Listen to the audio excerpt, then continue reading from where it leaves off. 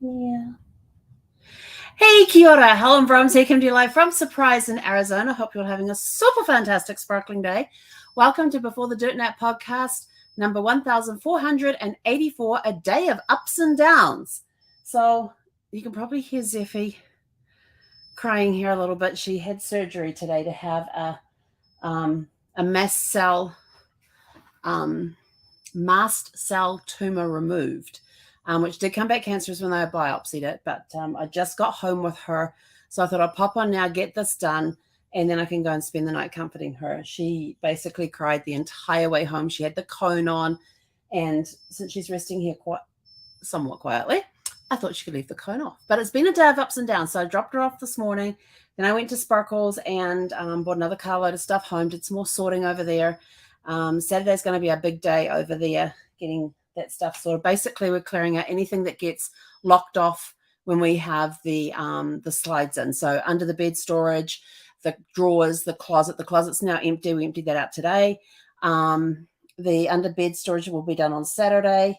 And then I just got the loose stuff that's laying around in the living area to clean up. So I'm thinking a couple of hours on Saturday, which is going to be in the middle of another excessive heat wave. So like, can you just stop with the heat waves and just give us some rain, please? But it got to like 2:30 this afternoon. 2:30 this afternoon, and I realized that the vet hadn't called me yet. And they normally call me when she's done. So I called the vet to find out that Zeffie hadn't even been in surgery at that point. And at 2:45, that's when it was. It was at 2:45. And she hadn't been in surgery. And one, the vet was late because of traffic. Number two, the surgery just before Zeffie's ended up going a lot longer than they anticipated because of complications in the surgery. And I'm like, oh my gosh, that poor dog. So I hope that dog's doing well now and everything turns out fine for that dog. And then they did Zeffie. And so they called me to say, can you pick her up? And I'm just getting in the car. It's 4:45 and I'm getting in the car.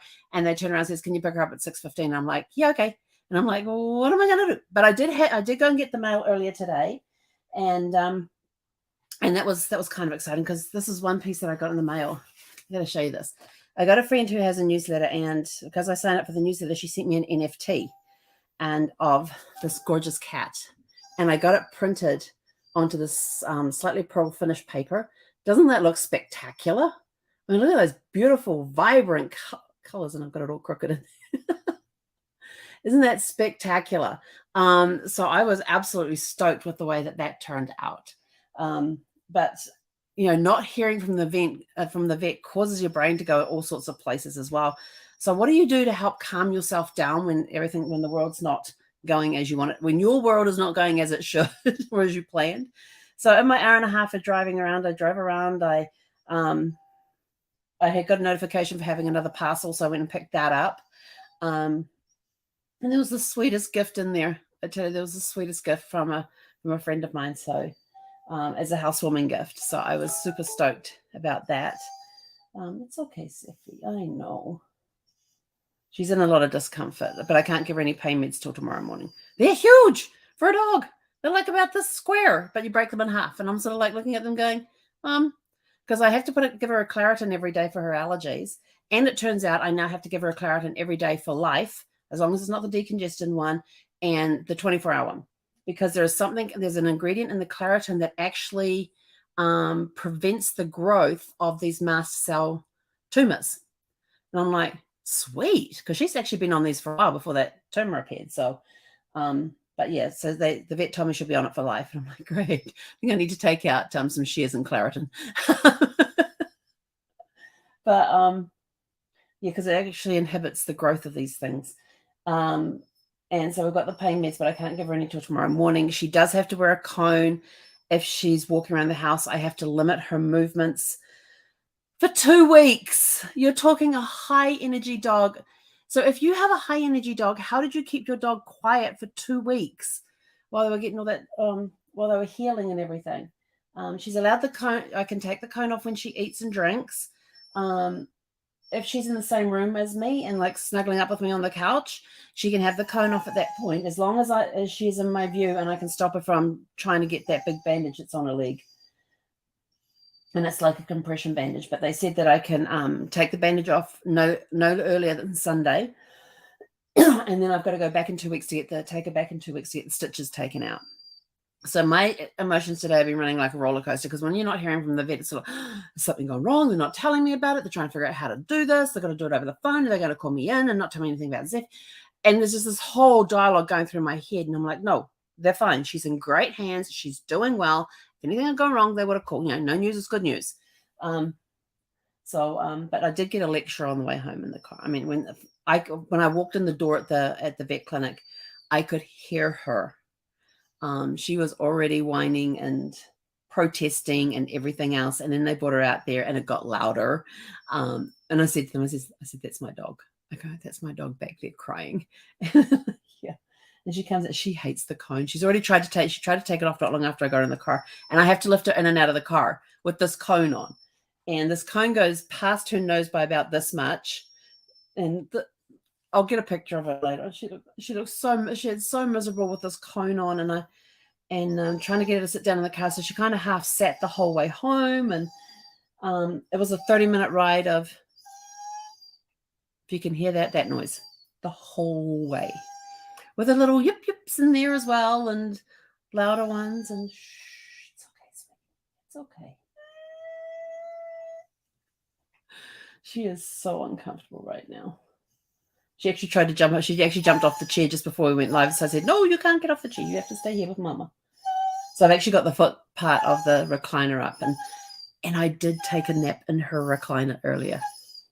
It's her recliner now. So funny, if I go and sit in it when she's not in it, she comes and sits there and just gives me this look like that is my chair. So today, while she wasn't there, I was able to actually have a little snooze in the recliner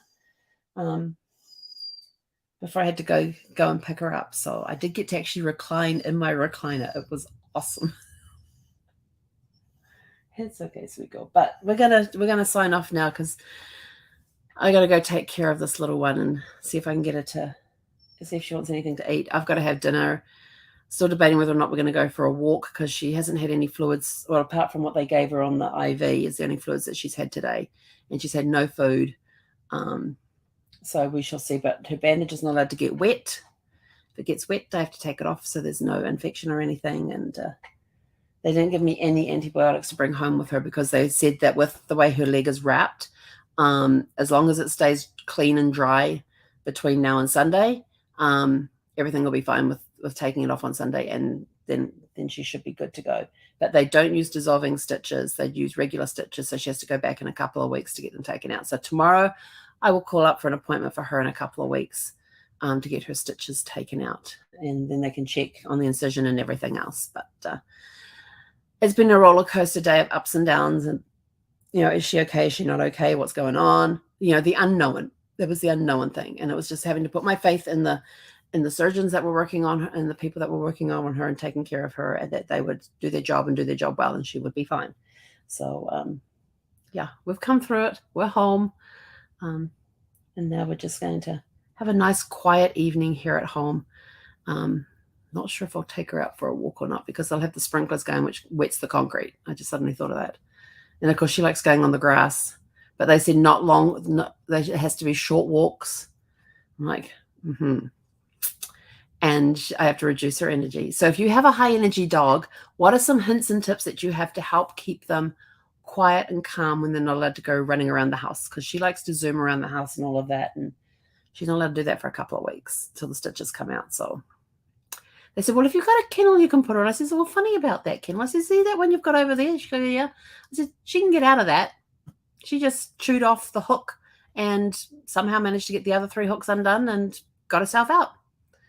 And they looked at me like I was crazy. I said, "I'm serious." I said, "I'm serious." She did it at the dog sitters.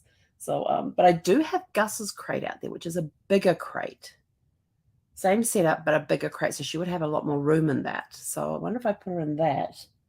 And I think I still have, I got a couple of bits and pieces that I can put in there for her to lay on so she's comfortable and that sort of thing. So maybe I'll try that with her, because then she'll be confined, but just making sure she doesn't chew on that back leg or try to get the bandage off. That's going to be my biggest challenge. That and keeping her quiet for 2 weeks. I'm not letting her run around for 2 weeks. Wish me luck. But if you have any hints and tips on keeping an active dog quiet, I would greatly appreciate them. Please leave them in the comments below, because I would greatly appreciate any hints and tips on keeping an active dog quiet. Oh, and for the first time in her life, she was 40 pounds today when they weighed her. When we went last time, she was 39 point something, and she was 40 point something today. She had put on like half a pound in the 2 weeks since she'd been there for her teeth cleaning. Not sure how, because we had the same amount of activity. We do the same amount of walks. She eats the same amount of food.